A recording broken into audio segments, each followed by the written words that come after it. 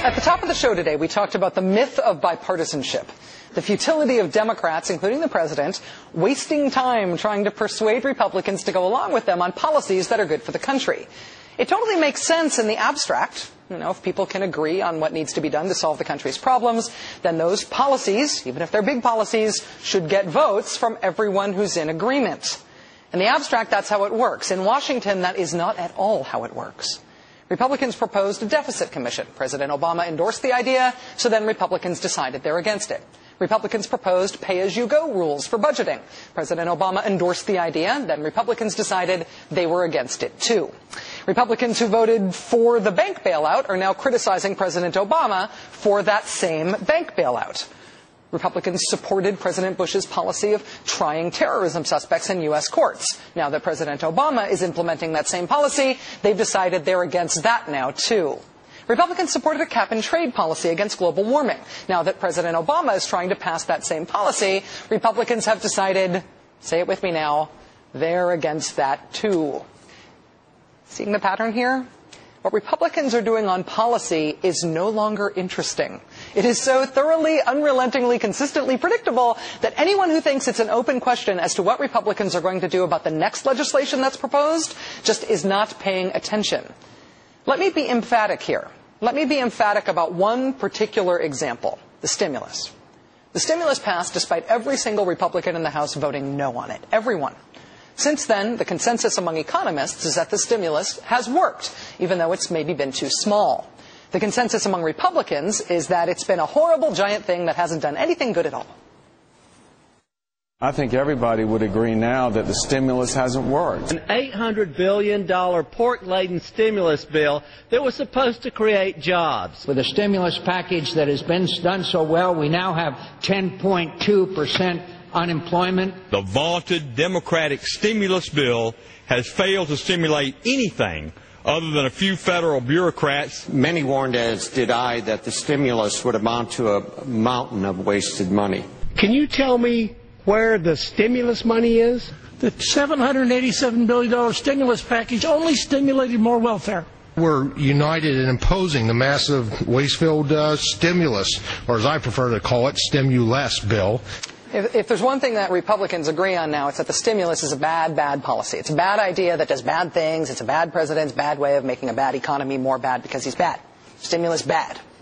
Also, stimulus good. What you're looking at here are pictures of the same Republicans who have trashed the stimulus as a bad thing in their home districts, taking credit for all the good things the stimulus has done.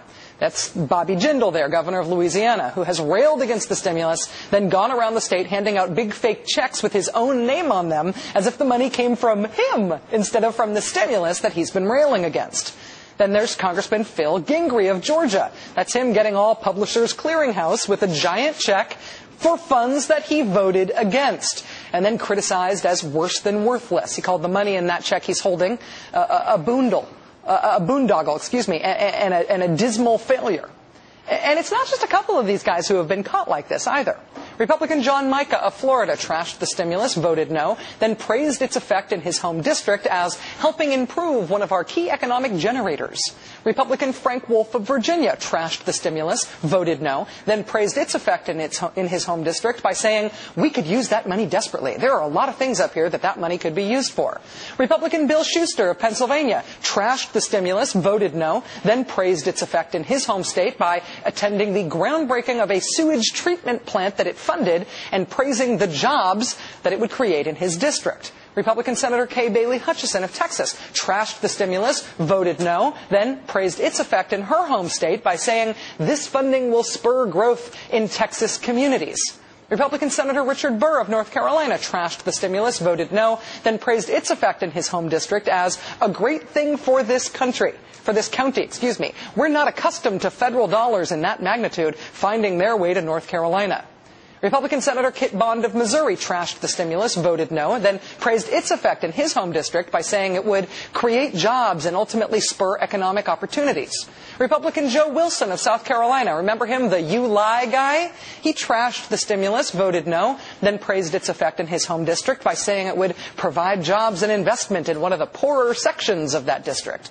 Republican Senator Bob Bennett of Utah trashed the stimulus, voted no, then praised its effect in his home district by saying the addition of federal funds would maximize the stimulative effect on the local economy. Republican Pat Tiberi of Ohio trashed the stimulus, voted no, then praised its effect in his home district by saying it would support businesses and jobs. Republican Mary Bono Mack trashed the stimulus, voted no, then praised its effect in her home district by saying the funding will provide much-needed assistance. Republican Senator Mike Johans of Nebraska trashed the stimulus, voted no, then praised its effect in his home state by saying that just one proposed stimulus-funded project in Nebraska would create 38 new jobs.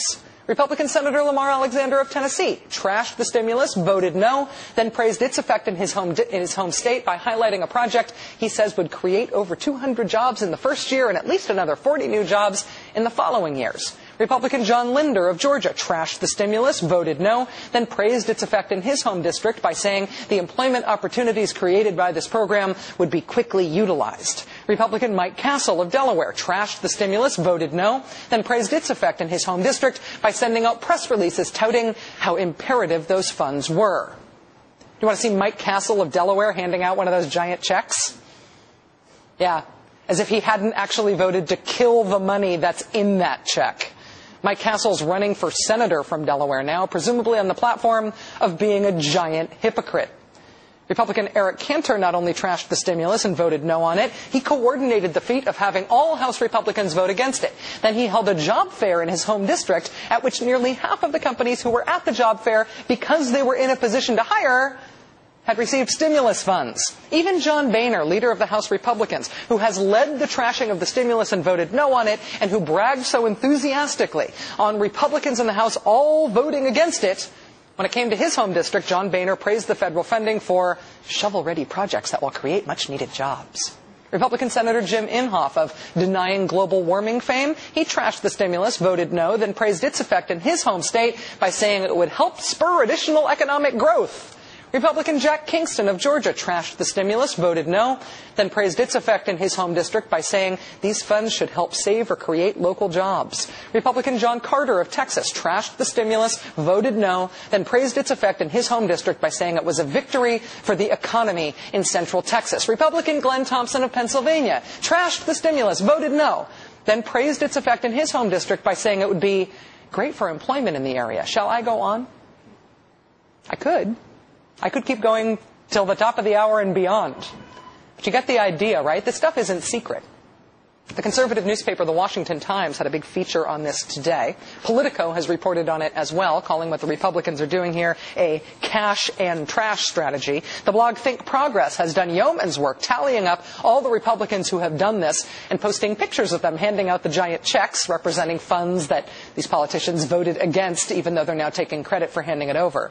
Even the president has called out Republicans for attending ribbon cuttings for stimulus-funded projects that they voted against. The White House has put some of the documentation of Republican hypocrisy on this in writing. None of this is a secret, which is the most important thing to understand about it.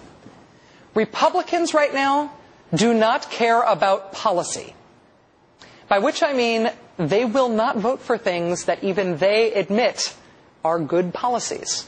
On policy terms, they have been caught bragging on the stimulus as good policy. I have no doubt that some of them think that health reform is good policy. We know they think that things like a deficit commission or cap and trade or pay-go are good policy because they're on the record supporting them. But they're not going to vote for them because screw policy. Screw what even they believe is good for the country. Screw what even they believe is good for their own districts. They are not voting yes for even things that they agree with, for anything substantive. They are not going to vote yes for anything substantive that this president supports. It's not going to happen. You're not going to earn Republican votes for a second stimulus, for example, by pointing out that it's good policy that creates jobs. We know they already know that. They concede that in their home districts, and they are still not voting for it. And they are unembarrassed about this fact. They are not embarrassed. Charging them with hypocrisy, appealing to their better, more practical, more what's best for the country, patriotic angels, is like trying to teach your dog to drive. Wastes a lot of time, it won't work, and ultimately the dog comes out of the exercise less embarrassed for failing than you do for trying.